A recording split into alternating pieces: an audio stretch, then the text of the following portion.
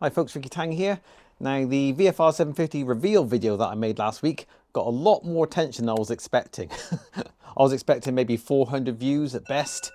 Because it's an old bike, people might not be that interested, but we're up at about 4,000 views now, which in the grand scheme of YouTube videos isn't a huge number, but still 10 times more than I was expecting. So thanks for everyone who watched and everyone who commented as well. That is brilliant.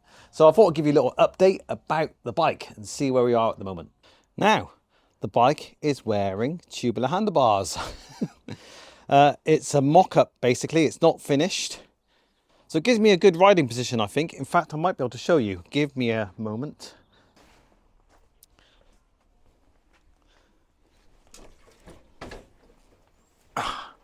So yeah, this is much more like it, more upright. So I'm pleased with the general position now of the handlebar. So what I'll be doing, I'll get the camera again, give me a sec. So what I'll be doing is replacing this handlebar with a grey anodized one, a Renthal 754, I think is the model of the bar. Basically because chrome isn't really in keeping with the VFR aesthetic. It's all alley, various grades and shades of alley. So I'm going to get a grey bar, which should fit well with the top yoke and these adapters. Oh, some other good news as well. Hold on a minute. Check this out. Yes, the bike also came with a seat cowl, which is amazing. That's the good news. Looks lovely from a distance. Unfortunately, two issues. The seat cowl is actually broken on this side altogether, so that needs a repair. And also the collar that it goes into is missing from this side of the seat. As we go around to the other side of the seat, we do have that collar. Now I've looked at part fiches and I can't find a separate part number for this. The seat assembly comes complete as one part number. So I've contacted David Silver Spares over the Easter weekend, so it will be a little while for them to reply, to see if they can find a part number for that, see if I can buy the other one. I did say that this bike got off lightly from its little accident where it was knocked off the side stand, where before I bought it, some couple of years ago I think, where there was scratches in the plastic. Well, I've noticed now, if we look a bit closer, just checking that we're in focus, there's a crack in the plastic here, which is a shame. And the mounting point of the top fairing here, the mounting point is broken off on the inside. I am just missing a fastener here, but yeah, the mounting tongue on the top fairing is broken off. So I have to kind of get that sorted out. One more thing, bit of a shame as well, is that the seat cowl has cracked here.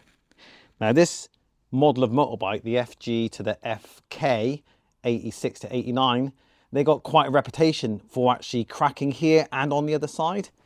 In fact, I've seen a picture of this whole back end coming off and falling off while someone was riding their bike. So unfortunately, apparently the rear light unit's quite heavy and it puts quite a bit of a stress on the back of the plastics here. What I'll probably do is get epoxy going on the inside, put a web across here of material. I've never done epoxy before, so I'm not sure. And then, yeah, get some epoxy in there and do the other side to reinforce it. That's the plan. I don't need to make the crack disappear. I don't mind this bike having a bit of patina after, you know, being on the roads for 35 years. So, not an issue. I also mentioned in the last video that when I went to test ride this bike, we were basically very low on clutch fluid and we had to top it up before I rode the bike. If you look at the last video, there's actually a telltale drip of fluid somewhere on the plastics. And so I thought maybe this wasn't on tight. But I put the bike on the side stand like it is now and left it parked like this overnight. And when I came back to it next day, there was some leakage here at the top of the master cylinder. So I think what's happened here is the rubber diaphragm below the lid here has given up the ghost, given up the fight against gravity after 35 years of fluid kind of sitting against it. So I've got a new diaphragm on order. Hopefully that's all I need there. But I've still got to investigate down here and find out why the paint's lifted on the water pump here. might be related to this clutch, slave, cylinder thingy, whatever it's called. Oh, one more thing. The bike actually came with the original toolkit bag, but only one tool. I'll show you the parts list of the tools that should have been in this bag. You'd be shocked how many tools they threw in with a bike back in the day. So that's about it for now. I've got to get new tyres still. And when the new handlebar comes in and new bar end weights, the bike will be ready for an MOT. Oh no, it won't. I've got to get the exhaust in the post as well before I can get an MOT. But watch this space. Hopefully it won't be long before we're on the road. Oh, another thing. This is quite funny. This bike is so old that the phone number for the bike shop maybe sold it, or at least made this number plate. It's only got 5 digits. Looks really good condition, but it must be an old plate with that phone number. Anyway, that's it for now. See you soon. Take care. Ta-da.